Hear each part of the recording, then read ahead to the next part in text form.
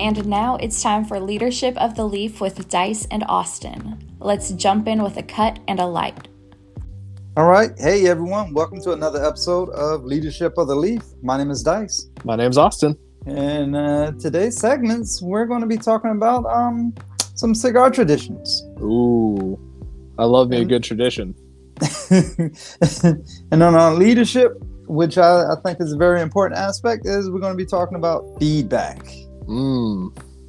Feedback is definitely one of those things that definitely needs to get talked about for sure. I think it's highly overlooked. Yeah, I think it's highly overlooked. I would agree with that. But let's dig into traditions, right? Because the big thing is you don't fuck with traditions. So there's a bunch of different cigar traditions or traditions related to cigars for sure. And I think the biggest one that I can think of is when you have a baby.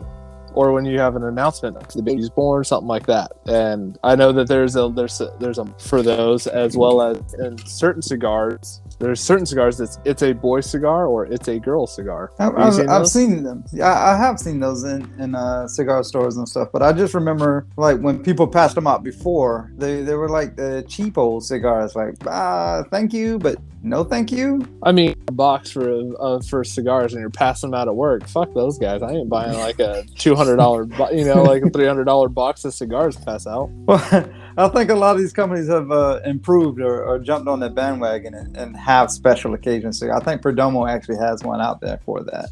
No, see, I'd do that, but again, I'd want to almost only pass it out to people who I knew smoked cigars. Because if I'm gonna pass out to some schmuck, that doesn't make sense to me. You get a strawberry Swisher sweet. Yeah. With an apple bottom jeans. So yeah, that's probably one of the primary traditions. I wonder how that came about. I did some research into this because I was interested. You always want to know where it comes from. So back in like colonial times, the mom everything would happen in the home, right? So like the mom would be giving birth in her bedroom, being tended to by the midwife and the doctor or whatever. So the dads were usually down in like the parlor, especially the richer dads, right? Because cigars back then were extravagant. They're hard to come by. It's not as easy to come by today. So they would be down in the parlor. Labor can take a little bit of time, or not always the way they should, are now. And so they would sit there and drink and they'd have a drink and a cigar to try to take the edge off when they had a baby, because they're no use in the bedroom at that point. So they would go and smoke a cigar and get drunk and come home and be like, oh, look at my bouncing baby girl. They do it in the home.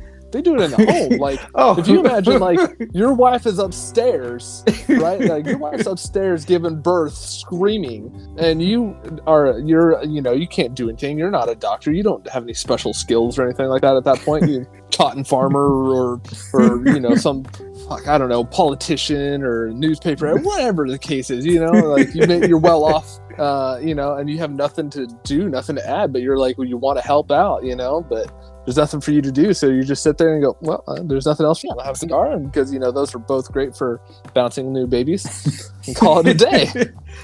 Sir, what cigar are you smoking today? Oh, man, I'm glad you asked. I'm actually smoking a Warfighter 7.62 millimeter.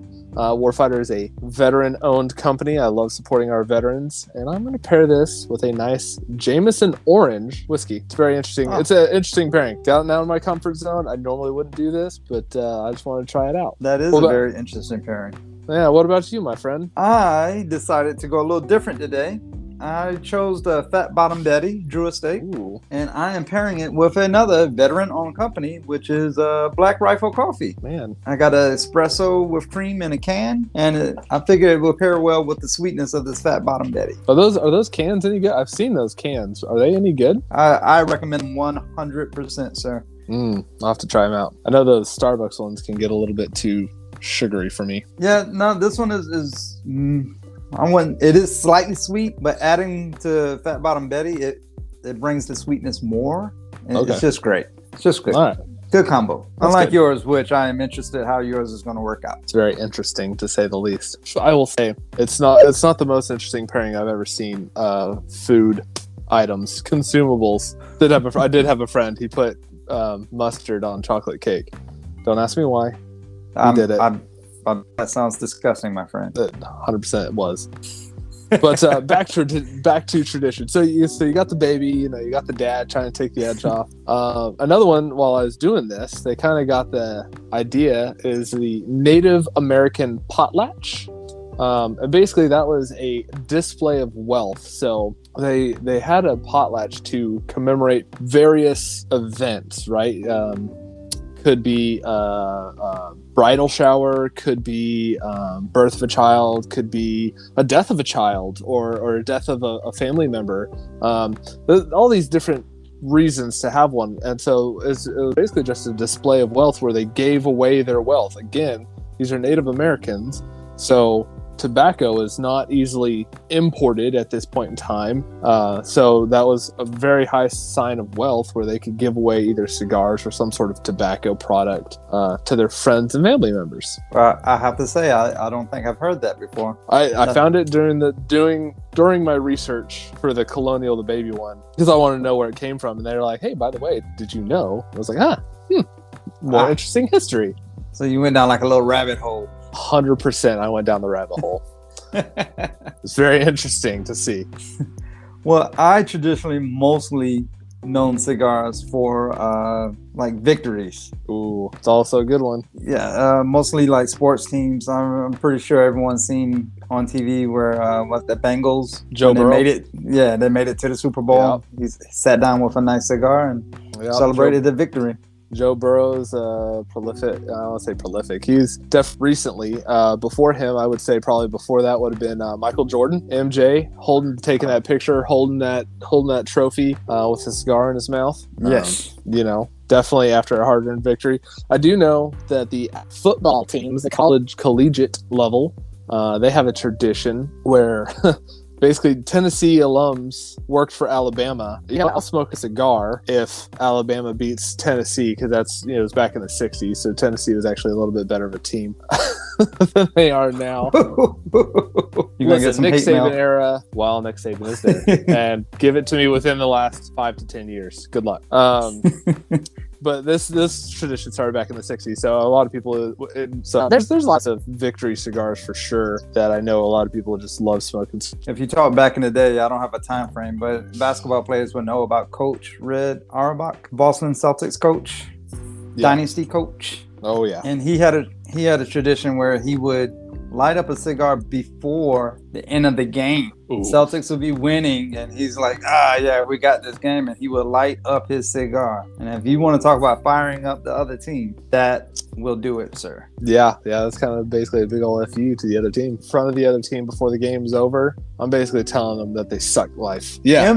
MJ smoking cigars, right? So that tradition actually goes way back when to Coach Red, because Coach Red would light up his cigar before his team would actually, get the victory. The other team wanted so bad to take that cigar out of his mouth. So in order to do that, they would win. And as a tradition, they would smoke the cigar in front of Coach Red, to say, hey, you lit your cigar a little too early. Let me put that out for you and light my own cigar. And ever since then, it's been like a championship thing for NBA players. MJ just made it more solid because he's a prolific cigar smoker to start with. Well, he's MJ and he's the GOAT. So correct. Don't anybody listening. MJ will be the GOAT. He will always be the GOAT. Don't even talk to me about LeBron. Don't care.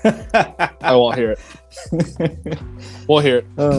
But because of this, so traditions, right?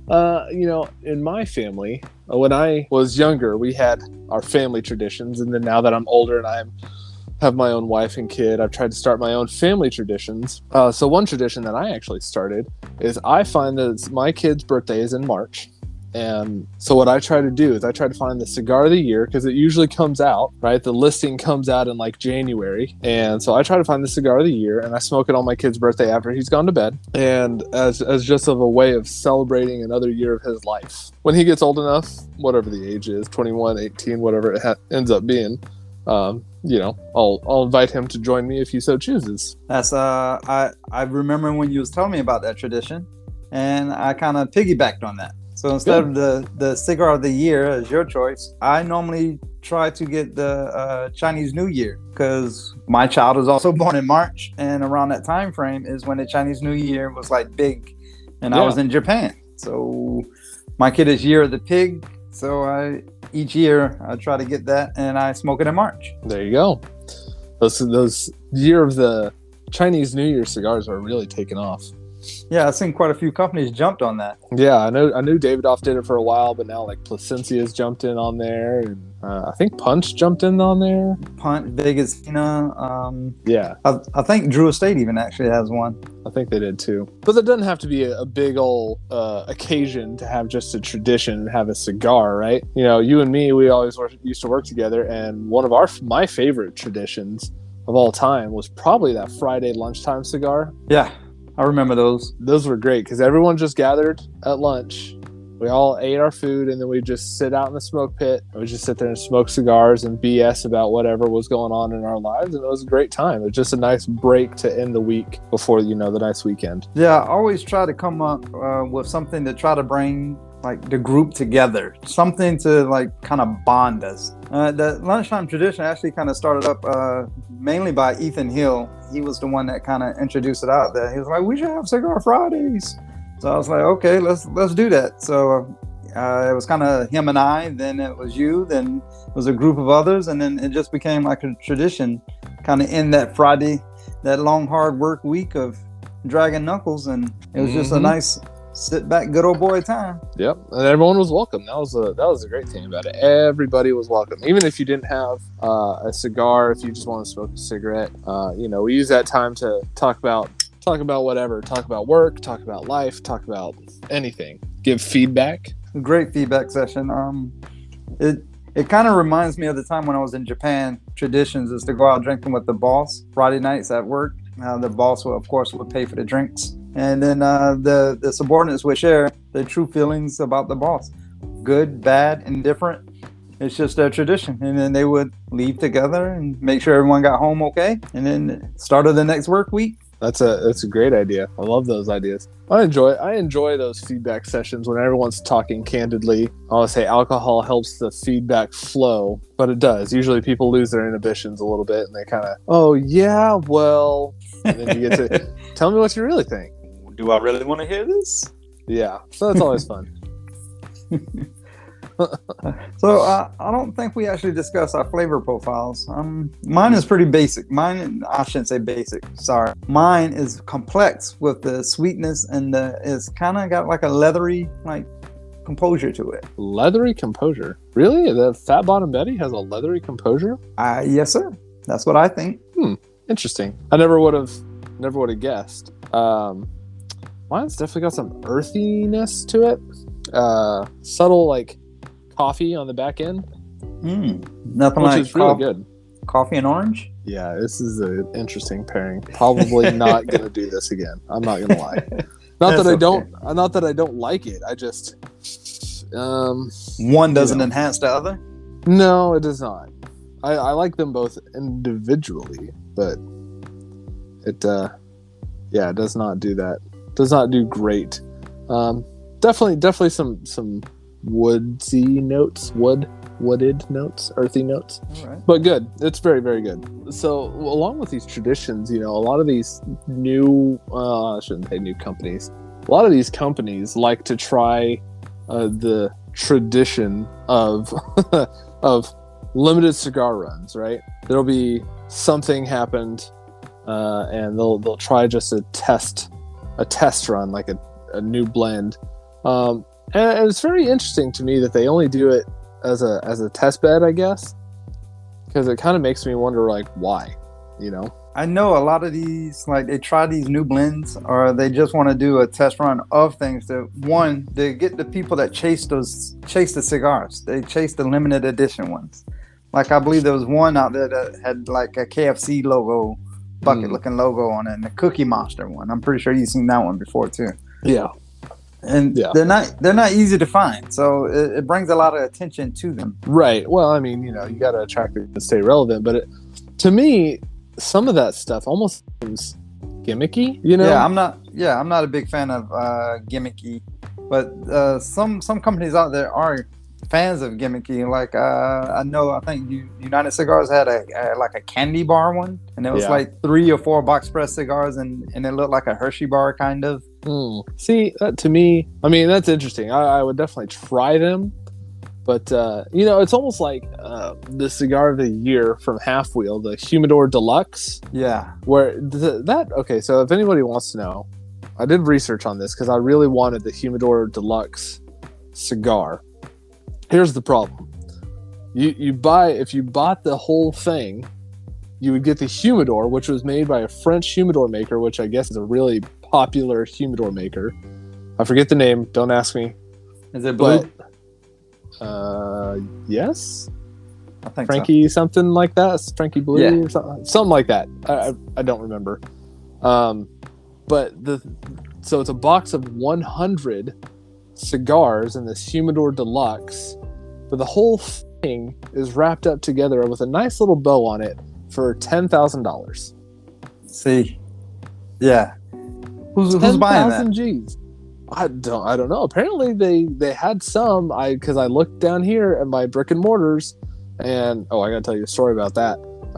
At these brick and mortars, and they everyone's like, "Oh, we sold out. And I was like, "Well, how much were you selling these cigars for?" "Oh, $100.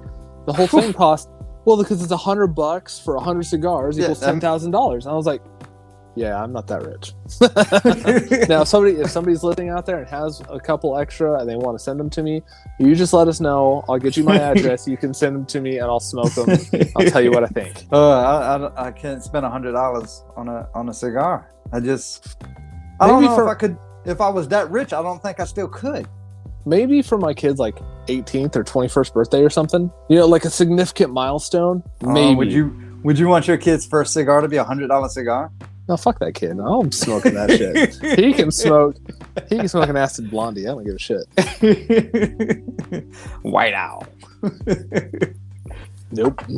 Sorry, kid. Or maybe for like, I don't know, 25th wedding anniversary or 50th wedding anniversary or something, like where I'm like, I've put up with this chick for 25, 50 years. I deserve something special. Well, I do know sometimes these test blends and whatever they try to do, they do come back year after year. I do know United Cigars, they do a firecracker every year around this time frame, close to 4th of July. So that test blend worked out in their favor. So where now people are expecting it and looking for it every year. Well, it's like the McRib, right? From McDonald's. Ba-da-ba-ba-ba. They're loving it. Yeah, somebody is. You know, sometimes like these test blends, though, sometimes they're not even that good. It's just the fact that people that they're not coming out every year, so they keep throwing them out, and people are like, "Oh my gosh, it's still limited. I gotta go get some." And it's just the perceived limited capacity or limited stock. Yeah, the thrill of the hunt. Yeah, I mean, there's that's a lot of these things where they're like, "Oh my gosh, do you still have this iPhone?" And they're like, "Oh, I don't know. Let me see." And they like go in the back. They're like, "Oh man, this is the last one," and they have like a whole like warehouse full of them, and you're like, I hate you. Well, I got caught up with one, and I did enjoy it. It was a good cigar. It was Asylum. They released one for Friday the 13th. Now, see, that's cool. I'm looking forward to the next Friday the 13th. Yeah, that'd be a cool one. I would buy something like that. But I mean, to me, some of these again, like they're stupid gimmicky, and sometimes they're not worth it. Sometimes they are, very much so. You know, there's these the Sons of Anarchy TV show. They made a Sons of Anarchy cigar. I've never had it.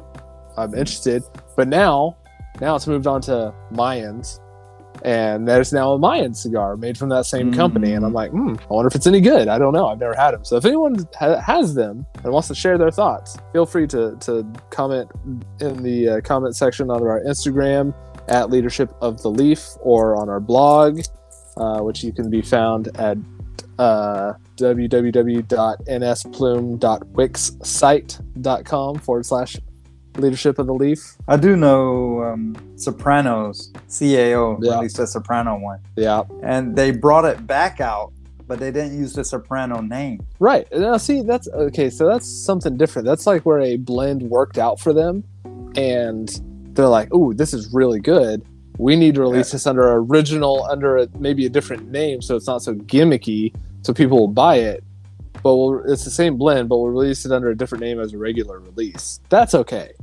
Yeah, no, I really enjoyed it. And yes, I do get it. Feeling like a soprano. Soprano.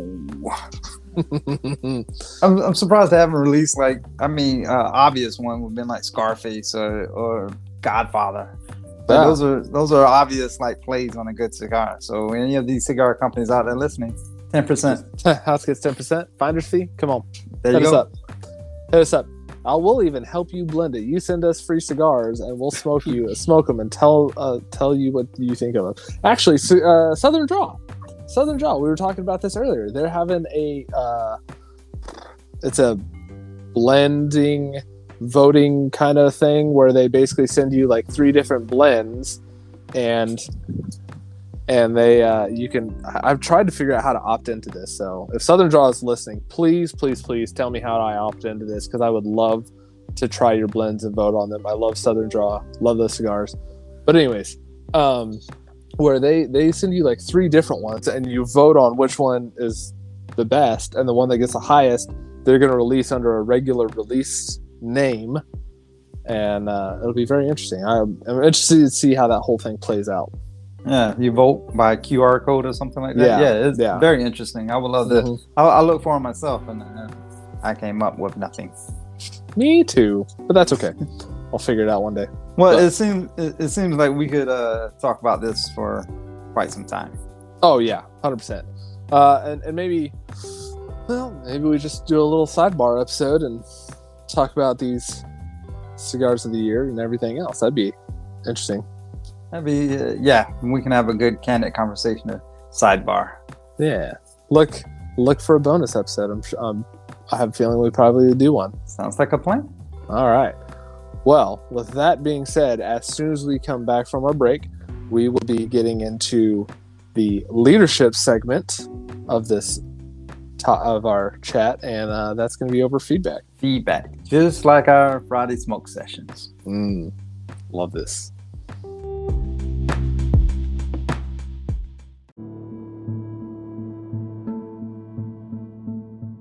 Hey, Austin. Yeah.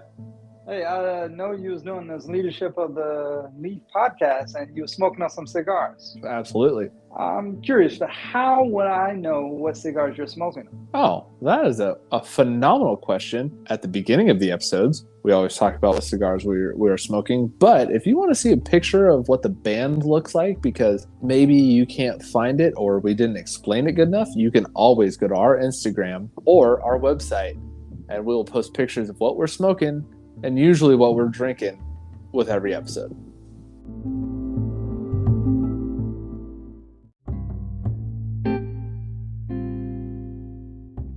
Don't forget, we need to follow the podcast so we know when new episodes drop.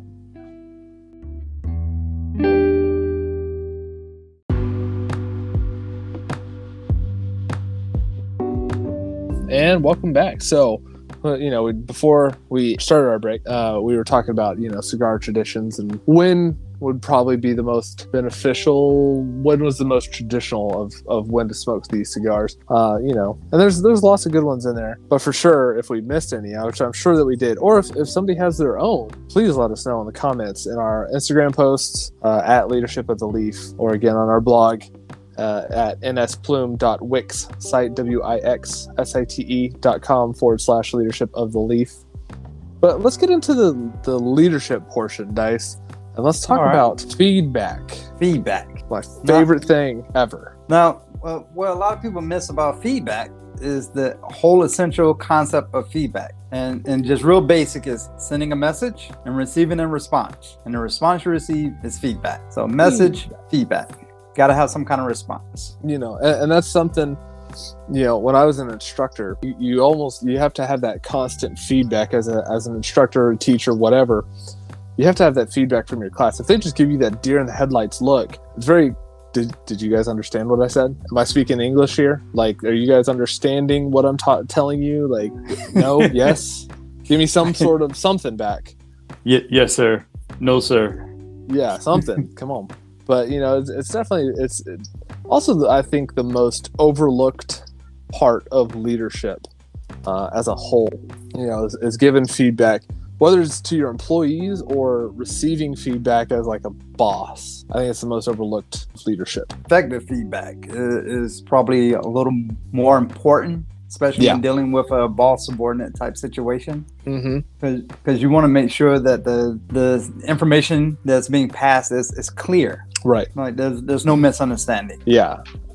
Usually it's going to take you, in my opinion, I like to present. Sometimes I can tend to over communicate, but I like to sit there and break it down as many ways as possible to sit there and say, hey, do you understand what I'm telling you? Is there anything that's unclear as to what I'm telling you? I'm pretty stern with it too. I'm like, let me be clear.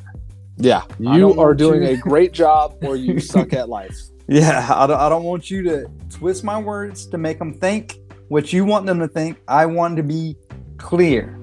You suck. Nah. Or you are doing a wonderful job. Keep it up. We love you. Okay. But, I'll be the bad cop. Yeah, you can be the bad cop. Doesn't matter. I mean, we're both. There goes the bad guy. You ain't never seen a bad guy like me. Let me tell you. Oh yeah. But even if you're telling somebody that they suck, you got to have the right attitude. If you're going in there just to beat them down and browbeat them to tell them that they suck, that's not the right reason to do feedback. You got to have that right attitude to sit there and say, "Hey, you're not quite hitting the mark. Let's figure out how we can make you better to where you actually will hit the mark that I need you to hit to produce the number of widgets I need you to produce." Right. With you saying, yes, you got to have the right attitude, and just saying you suck is not really feedback. You have to be more specific. You can't just say you suck. Like, you got to say, how do they suck? Or how are they doing such a great job? Of course, people want to hear I'm doing a great job, but they need to know what part of the job that they're doing great. You need to be a little more specific. Yeah. And sometimes I like to use what's called the compliment sandwich to ease the hit sometimes. So compliment sandwich, hey, you're doing a really good job. I like how you're showing up on time. You're always ready to work. However, your widget producing is taking twice as long as as somebody else who maybe doesn't come in as early. This is unacceptable. I need you to speed up, and I need to figure out what's going on. But again, I really like, and then I go to the good part, so good, bad, and good. But again, I really like, you're always trying to learn, you're always trying to be better. This is how you can be better. And then that way, a little people are like, oh, okay, they're a little bit more receptive to that feedback in some instances. Yeah, it depends on you should know your people if you're going 100%. To sit down and have a feedback session. So not everyone is receptive to that actual feedback, but that is probably I'll say 90% of the workers around the world. That's how they want to perceive everything. Yeah. But the thing is with that, you still have to be clear. You can't let them hear the good thing, tune out the bad, and then only hear the good thing. And they walk away from that meeting saying, I'm shit hot. Look at me. I am doing a great job. When the whole purpose of that meeting was to tell them that they suck because they're too slow. That's why you got to be clear and specific. You also have to time it well. They can't be in the middle of a task and you're like, feedback time, you suck, and then expect to carry on with your day. So it's got to be timed well. You don't want to do it at the wrong time. You want to make sure there's really not much going on at the time, no distractions. Yeah. Pull them aside, pull them in the conference room, pull them into your office if you so have one, whatever the case is. I personally like to seek out feedback from my superiors. So I go talk to my bosses and I'm like, hey, what am I doing good? Like, what am I doing bad on? And I just want the bad. That's how my mind works. If there's something I need to do, I don't know what I don't know. So I just want to know what they see. If they come back and they say, "Oh, you're doing a wonderful job. Are you doing great? Are you doing this? Are you doing that?" Okay, great. Like, got it. I know I'm doing good on those things. Tell me what I need to fix. A lot of those times, especially with situations like if you were the one telling someone what they need to fix, it can be a little uncomfortable. Yeah. That's just something that a hurdle you're just gonna have to jump, because it's not good telling people they suck. It's not a good feeling just going around being like, "Hey, you suck, dude." That's just not something people generally enjoy. So it can be uncomfortable. Yeah, I mean, if you're one of those people who love to, I don't want to say break people down, but if you're one of those people that are like, if they suck, I got to tell them that they suck, and I got to tell them every day. That's not okay. Like, you give them the feedback, and you work on a plan.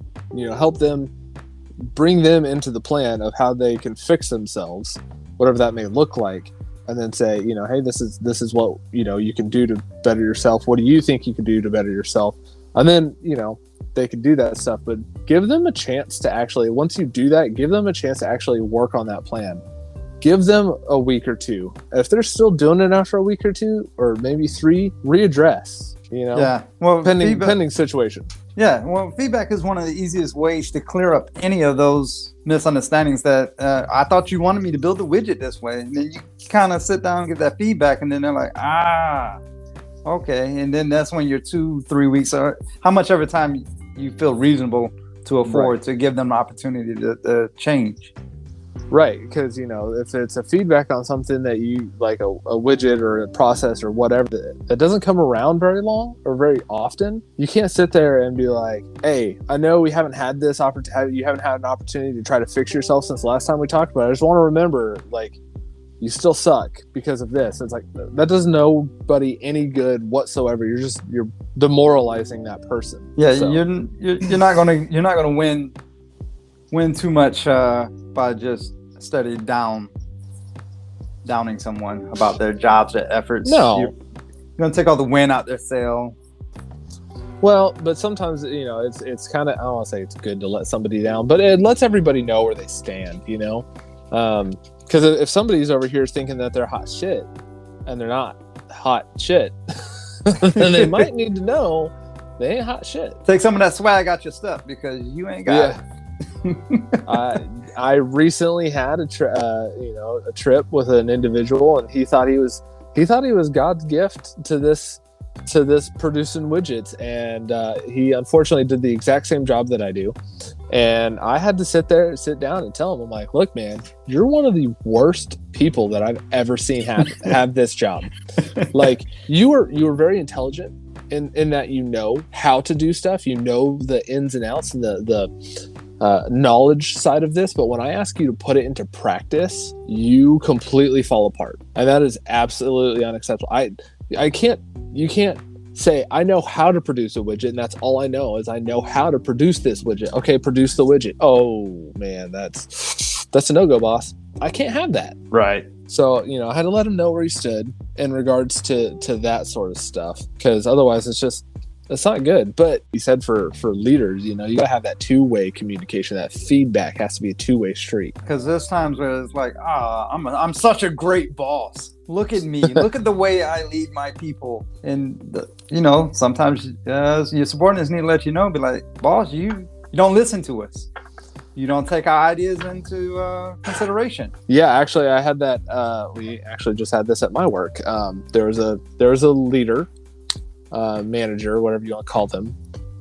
He was trying to do things his way or the highway type situation, and all of his subordinates actually kind of rose up.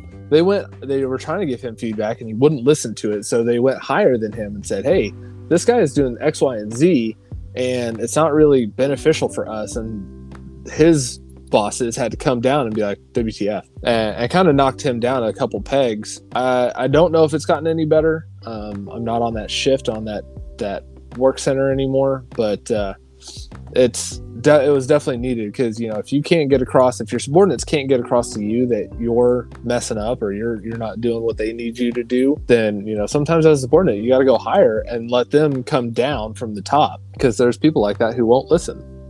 And sometimes they will listen. I had someone that was supervising over me, and he was making it known that he's the bus driver. I'm driving this bus. So I had to let him know. I was like, well, sir, you're driving the bus the wrong way. And like the next day, it was a change. Like he listened, he got in the weeds and tried to learn a little more. But hope good things happen to that gentleman, but I kind of lost contact. Yeah. Well, I mean, I've had the same thing. I mean, you have been my boss in the past, and I know that if I came up to you, in fact, I did come up to you one time. I was like, hey man, you lost your fire. You've completely lost touch with the people out on the floor. Nobody sees you anymore. You're not as visible as you need to be. And I need you to, it's not beneficial for anybody. And you took that to heart and was like, oh shit, hold on, is this really? And took the time to re-examine yourself, kind of take that long look in the mirror and kind of figure out, oh yeah, no, I am doing that. I need to fix that. You're right. I had to go out and walk the walk and talk the talk again. Yeah, well, I mean, and leaders can't function effectively in a vacuum. If you think you can, then you're the person that we're talking about in this aspect. If you're trying to function in a vacuum, it's not good. The thing is, when you did approach me, I didn't take it personal, and I know there was no judgment involved. It's just something that needs to be said, and that's I don't want to say it's a drawback to some people that they take this feedback, they take it personally, they take it like, oh, this Austin doesn't like me because he said I suck. Well, it's a feedback session. Find out why you suck. Do better. Yeah, and there was no judgment there. It was just, this is what I saw. This is what I felt as though needed to be fixed. And, if I go up to a leader and say, hey, you need to do this, that's from my point of view, that's what I think. And now if I say, hey, you need to come out and produce widgets with us, then you as a leader need to go, okay, why do you feel that? You need to be able to ask those questions. Hey, why do you feel this? Why do you think I need to do X, Y, or Z? If they're like, well, it would be a big help. Okay, I understand what you're saying, but you need to realize that I have transitioned into a new role where I'm not producing widgets, I'm overseeing widgets being produced. Now, that doesn't mean I can't come out and help you guys every once in a while, but I do have my own job to work on. Is there any way I can help you in that aspect? Is there something I can take off your plate in that way? So you're still acknowledging their feedback, but sometimes it's not always possible to sit there and put into practice. Yeah, because what feedback is used to inform and teach. And with that informing and teaching as a tool to improve workplace performance. When I was younger, I was working on a widget, and someone came up and was like, I thought you was good. And I was like, I am good. It was like, well, you've been on that same widget for like an hour now. Man, I'm really disappointed. I really thought you was something. So instead of being butthurt about that, I took it as like, oh, if he thought I was that good, then I want to make sure that I'm that good. So every time that widget came up to get produced, I was on it. Every single one until I got as good as that guy thought I was. So when he looked at me in the future, he'd be like, oh yeah, you are that good. So, I mean, I could have took it personally, like that guy was just being a hater, but nope, it was, good feedback for me to hear, especially being a young guy. Right. And that's tends to be, and some, I would say young people need the most feedback, and that's somewhat true, but I would say that the old heads, the people who's been doing it a while, they also need to be able to take that feedback. You can't just say, hey, if a young guy comes to you, hey, why are we doing it this way? This doesn't make any sense. And you'll be able to explain why you're doing it that way. And if they come to you with a better idea, you can't just say, well, this is the way we've always done it. That is I hate those words. Oh my this God. This is the way we've always done it. Nope. Get wrecked. I would punch a puppy in the face every time I hear that. I swear, just because you've done something that way does not mean that is the best way to do it. Period. I cannot stress that enough. Now, if you come in there and they say, hey, I want to try X, Y, and Z, if you've already tried that, that doesn't mean that it didn't work. Maybe those people in that system didn't work. Maybe you could say, okay, hey, we've tried this in the past and this is what happened. What are you doing to mitigate this happening again for a second time? And maybe they're like, oh, yeah, I thought about that, and this is how we can mitigate this. Oh, all right, cool, got it. Now I understand that, you understand the full scope of the problem. basically it goes all the way back to the sending a message and receiving it, that in order to have a response and a reaction to whatever is going on. Because if you're not there to listen to the feedback, it's got to be like a back and forth, two-way communication, as we discussed earlier. You got to have that. Well, yeah, because without feedback, the mistakes will go uncorrected. You'll complain or bitch about whoever is making those mistakes, but you're never going to sit there and fix it. And the same thing with performance. Good performance is going to go unrecognized if you're not having that good feedback both ways. I don't know how many of these young guys come up to me and they're like, man, this guy, he sucks. He can't show up to work on time. He can't do this. Okay, have you told him any of this? Have you had a documented feedback session detailing what your standards are? Because that's the other thing, is if you don't tell me what your standards are, how am I supposed to know what your standards are unless you tell me, unless you give me feedback and say, hey, you're not measuring up to standards. And that I've had that happen where people are like, you're not measuring up to feedback. All right. And it's like, okay, what's the standard? What do you mean, what's the standard? I told you day one. Okay, day one doesn't count for shit because I was getting thrown for, I had to fill out all my W-2 information. I had to do all the training information, and my mind was not on your standards. I'm sorry. I was trying to fill out 16 other pieces of paperwork. Please reiterate to me what the standard is. Oh, the standard is this. Okay, got it. Now I can go through and I can fix that. Yeah, there's nothing I hate more than people or subordinates or whoever is complaining about something that they never spoke to anyone else about. Yeah. Like, why are you bending my ear on this? You're bending the wrong person's ear. Right. If you're trying to bitch up about somebody who's underneath you and you haven't done anything, you haven't done a feedback session, you haven't done any disciplinary actions, haven't set a timeline, haven't done anything. How am I supposed to, you want your leader to fix it because it's uncomfortable and you don't want to have that feedback session? Is that why you're coming to your boss because you want them to do your dirty work for you? Nope. Sorry, bud. You're going to have to man up or woman up, pull your big boy or big girl britches on. And go have these feedback sessions. That's why you're in that position. That's why you got put to that level. That's why you're there. That's why you get paid your money. If you want me to do it, then why do I need you? Exactly. And it's like, wait, you want me to do your job? Why am I paying you? What? That's like an HR person not doing an HR job, or a teacher not teaching their classes. Like they're having their student teach the class. And why are we paying you as a teacher then? So go back to one point that you did make. I say every time I start a new position, every time I start a new job, every time I get elevated to the next level, I'm like, I tell my boss very specifically, clear, well-timed, specific, with the right attitude, boss, if there's something I'm doing that's not right, you need to let me know. If you don't let me know, what's going to happen is the mistakes are going to go uncorrected.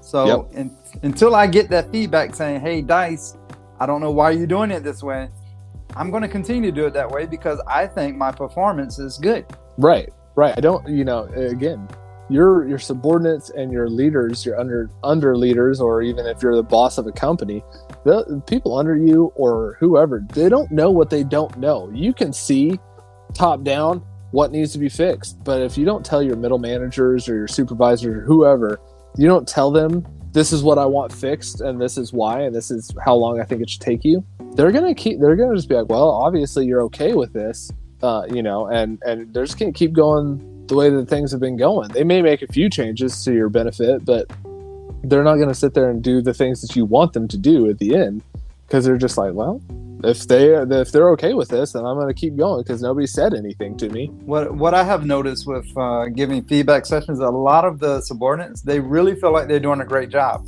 And a lot of times they are doing a really great job. It's just the little things that are getting missed. And that's where the feedback comes into play because you're building the widgets amazingly. I love it. But you got to sign off this paperwork. You got to make sure the tags follow the product all the way to the end. You're always forgetting your tags, homie. Just let's get that churched up. Right, and that's the thing. Like, my wife was fired from a job, And I asked her, I was like, why were you fired? She goes, I don't know. I thought I was doing a great job. I know I messed up in one area because she helped ended up, this is the only thing I can think of, but her job was basically billing insurance companies. When she was doing that, a guy came into the front desk and fell out of his wheelchair, and she went and helped him back up. Well, they're not supposed to she wasn't supposed to touch the clients, basically. But a guy fell out of his wheelchair. Well, so she did the right thing. I would say the right thing. She went and did the nice thing and tried to help this guy up. And then shortly after, they're like, yeah, you're just not a good fit. And she's like, well, why am I not a good fit? And they're like, yeah, you're just not a good fit. Your personality doesn't mesh. And she's like, but I'm friends with a lot of the people here. And they're like, yeah, we just don't like you. And I was like, well, that's not good feedback. That doesn't help anybody. You got to give it specifics. Hey, you shouldn't have helped that guy. Okay, it won't happen again. Nope, sorry, that was a one-off thing. Like, I can't do it. I got to let you go. At least that would have been like, okay, I understand. Yeah, that's the hardest part for me dealing, because I see a lot of older generation where I work, and if something happens, this, the Southern gentleman in me, like, I gotta help this person. But from a company point of view, it's a liability. Just like these big restaurants give food to the homeless. Like they can't, because it's a liability issue. But they're trying to do like the right humane thing is feeding the homeless, right? So it's messed up, man. Right, and that's the thing. And I asked, I said, well, did you get any feedback? And she was like, no. I'm like, so you just accepted the firing? I was like, but did you ask them like why you're getting fired, or if there's anything you could do better, if they could give you another chance? She's like, no, I just left. She's like, that boss, I didn't like working for him because they just didn't know what they were doing. And that's that says something about that boss. Correct. Yeah, they could do with a little leadership of the leaf. Yeah, absolutely. But I'm down to about my last third. How's your cigar tasting? The sweetness is still there. It's not as strong as it was when I first started. It's still, I would say, more of a leathery combo. I'm still tasting leather. I'm getting a little bit more floral notes. Definitely spices. I'm getting some spices throughout. But my that earthy, woody notes are still prevalent, but I'm definitely getting some spicy floral notes in there as well. The floral notes, I would think, will help complement your orange. They do, to a point. The orange, unfortunately, in this Jameson orange is like really, really orange tasting. I tried to make a drink with this, and I tried to make an orange dreamsicle. So I added some vanilla to it, and a Coke. It was Coke and vanilla whiskey from Crown Royal and this orange, but the orange just overpowered the vanilla. It's super orange tasting. They definitely put the orange in it, huh? Oh yeah. Okay. It's good though. I mean, don't get me wrong. I like this drink, but the floral notes do help kind of complement, but that orange is still relatively sweet. Okay. But yeah, it's good. Yeah, this Fat Bottom Betty really complements this can of coffee from Black Rifle Coffee. It's almost a perfect pairing. I would say it's more of a morning pairing. But other than that, I mean, I would recommend it. I do love coffee and cigars in the morning. I don't get a chance to do it all that often because my child likes to wake me up, and I got to cook waffles or pancakes and stuff like that, in the mornings. Yeah. So I remember those days. Yeah. It kind of wears thin when they become a teenager, sir. Well, yeah, but I'll get there eventually. She remembers it though. I do. I will say that. That's the good news, right? That's what you want. Exactly. But I feel like there's a story I was going to tell you, and I don't remember what it was. Yeah, must not have been that important. I'll think of it, and then I'll be like, "Oh yeah, yeah." You're gonna call me like in the middle of the night, Tice. Remember that story? Can't wait for that text message. So this segment of Leadership of the Leaf, we discussed traditions of smoking cigars. Yeah, had to talk about, you know, the big one, which is, you know, having the baby or the child or whatever, smoking that, and how that kind of came about. And then, you know, I talked about the our own traditions that we've made throughout the years of cigars, and that's not to say that you know, there's any better, or ours are any better or worse than anybody else's, but you know, I'm sure that other people have their own cigar traditions themselves, and they like to, hey, let me tell you about this one. Hey, we love to hear it all. Please let us know in our comment section, or on Instagram, or on our blog, at Leadership of the Leaf. And, you know, then we talked about feedback. Feedback is a huge thing. I don't think we can stress this one enough at all. It's a huge misstep that I want to say leaders like forget to do or leave out. Well, it's so easy to leave out because we get busy in our day, right? So we get busy doing whatever it is we're doing. We get busy producing widgets. We get busy doing X, Y, and Z. And it's just one of those things where it's definitely a missed opportunity if you don't give somebody that feedback. I actually recently just had a chat with my boss, and he told me, he goes, hey man, your records are actually immaculate. We might have to put you in for promotion here soon. And I was like, that's great. Why didn't you put me in for promotion this year if my records are so immaculate? And he's like, honestly, we just never looked at them. What do you mean you never looked at them?